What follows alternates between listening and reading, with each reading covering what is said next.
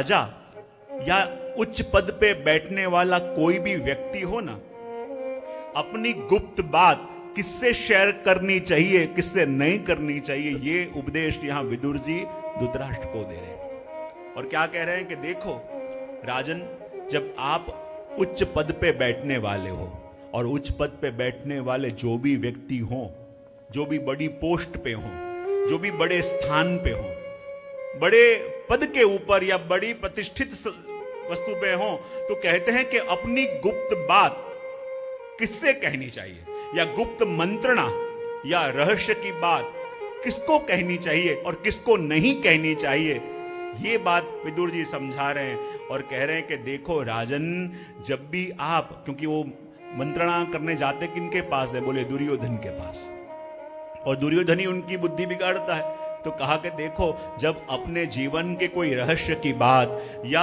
अपने जीवन की अंतरंग वस्तु किसी से शेयर करनी हो तो किनसे करनी चाहिए, तो उसका दर्शन कराते हुए विदुर जी कह रहे हैं कि देखो, अपने अंतर की, अपनी गुप्त या अपनी महत्व की बात इतने लोगों को कभी भी कहनी नहीं चाहिए। कौन कौन? सबसे पहले कहा थोड़ी बुद्धि वाले, यानी कम समझ वाले, जिसके अंदर कहते ने ज्ञान भले हो लेकिन समझता न हो ने, उसको भी अपनी बात कभी कहनी नहीं चाहिए। दूसरा कहा दीर्घ सूत्री, दीर्घ सूत्री यानी आलसी हो। तीसरा कहा जल्दबाज, और चौथा कहा कि जो आपकी बहुत प्रशंसा करता हो ना, उसे सावधान रहना, उसको अपनी अंतरंग बात कभी मत कहना। ये चार वस्तु बताई। सबसे पहले क्या कहा कि थोड़ी बुद्धि वाले, तो अल्प बुद्धि वाले यानी क्या, अल्प प्रज्ञयी ही, अल्प बुद्धि वाले। और अल्प बुद्धि वाले यानी क्या, आप कोई वस्तु उसे कुछ और ढंग से कह रहे हो, लेकिन उसके अंदर वो वस्तु समझ नहीं है, तो वो अपने ढंग से किसी और रूप से उसका अर्थघटन करेगा, और रूप से अर्थघटन करेगा, और उसका रिएक्शन किसी तीसरे रूप से आएगा। तो कहा आप अपनी बात जब किसी को कह रहे हो तो ये ध्यान पहले रखो कि जो समझ आपकी है उतनी ही समझ उसकी भी है कि नहीं। जिस वस्तु को जिस तरह से आप देख रहे हो, उस वस्तु को उसी प्रकार से देखने की योग्यता यदि उसके अंदर है और आप कहोगे तो उस वस्तु को समझ पाएगा।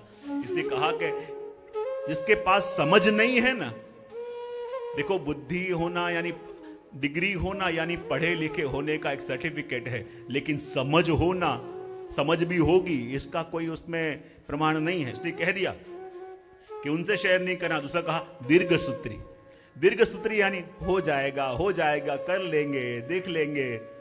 यदि ऐसे जो वस्तु को टालने वाला हो ना, जो हवाई बातें करने वाला हो ना, उससे भी कोई गुप्त मंत्रणा या कोई भी अपने फ्यूचर प्लान शेयर नहीं करना चाहिए। अपने अंगत कोई भी वस्तु हो उससे शेयर नहीं करनी चाहिए। जो दीर्घ सूत्री, दीर्घ सूत्री यानी आलसी हो, आप उसे कहोगे वो हाँ हाँ करेगा, करेगा कुछ नहीं। तीसरा कहा जल्दबाज, जल्दबाज यानी कई लोग ऐसे होते हैं ना कि जैसे गोली भरी और गोली की राह भी नहीं सीधी, भड़ाका। जल्दबाज यानी क्या कि इतने जला उतावले कि अभी तो आधी बात आपने करी और उसने वहां जाके गांव में बोल दिया ये करने वाला, ये होने वाला। बोले बहुत जल्दबाज हो ना, उसके ऊपर भी जल्दी ट्रस्ट मत करना। जल्दबाज बहुत हो, उसके ऊपर भी जल्दी भरोसा मत करना, क्योंकि आपने तो अभी करने का बोला है, वो पूरे गांव में ढिंडोरा पीट के आ जाएंगे। चौथी वस्तु कही स्तुति करने वाले, जो बहुत आपकी बिना कारण प्रशंसा करते हो ना, बहुत गुणगान करते हो ना, तब उससे भी सावधान हो जाना। अपनी वस्तु मंत्रणा उससे कभी नहीं करनी, क्योंकि आप यदि कोई वस्तु कहोगे और वो वस्तु शायद गलत होगी, तो वो आपको आपसे बिगाड़ना नहीं चाह रहा, वो आपसे संबंध मधुर रखना चाह रहा है। और यदि आप कोई गलत वस्तु करना चाह रहे हो तो सच्ची सलाह नहीं देगा, वो यूं ही कहेगा अरे बिल्कुल इतना सुंदर कार्य आप करने वाले हो, जरूर करो, जरूर करो, हम भी संग में करना ही चाहिए। जो बहुत ज्यादा प्रशंसा और हर बात में प्रशंसा करे, हर वस्तु के अंदर वाह वाह करे न, उससे अपनी मंत्रणा कभी करनी नहीं चाहिए। जो सत्य कहता हो और जो वास्तविक अर्थ में कहता हो, जो गलत हो अब उनको टोकता भी हो, उससे मंत्रणा करनी चाहिए, क्योंकि वो अपना हित करना चाहते हैं, वो हमको ज्यादा बेटर करना चाहते हैं। जहां हैं वहीं यदि वाह वाह करने लगे तो वहां विकास अटक गया, वहां वस्तु अटक गई।